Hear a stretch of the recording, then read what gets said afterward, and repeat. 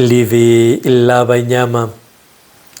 On this fifth Sunday of our Lenten journey, we have a beautiful passage from the Gospel of John, a passage that might even puzzle us. Some Greeks, people who do not belong to the people of Israel, approach Philip asking to see Jesus.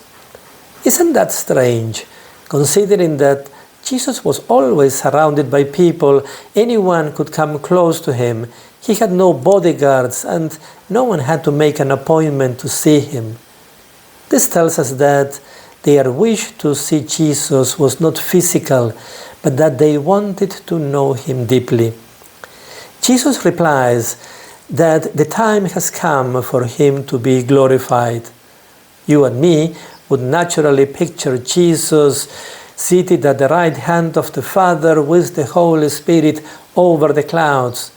Jesus instead links his being glorified with the image of the wheat grain that falls on the ground and dies in order to yield a rich harvest. Adding that refusing to die would make it remain just a single grain. This is the glory that Jesus is talking about. For him, life comes from dying, and glory comes from the giving up, freely giving up of his life out of love. For some or many today, glory comes from trending on social media, making a name for themselves, might come from power, success, from showing off their possessions. It's about themselves and no one else. At the same time, we see them restless, many times bored, and never really fulfilled.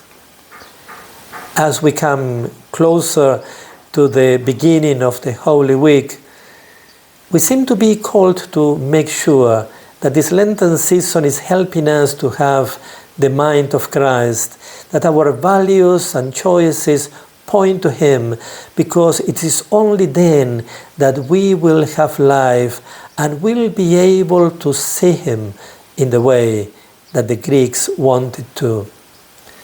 I do see him present among us. I think of the health professionals who a month ago sacrificed their Sunday in order to offer free services to the community of the cathedral. I see him in the life of priests and sisters who generously serve our people, many of them not knowing what a day off looks like, but they look the happiest.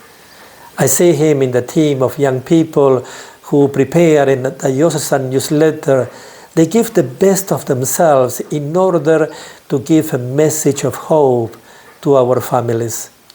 I see him in parents and grandparents who really give up their lives as they bring up their children and grandchildren in such difficult times, many times experiencing complaints more than a word of gratitude. But they never give up on them. To me, they have the mind of Christ and make him present among us. Hope that you too, in the coming week, are able to see him. I wish you a blessed Sunday.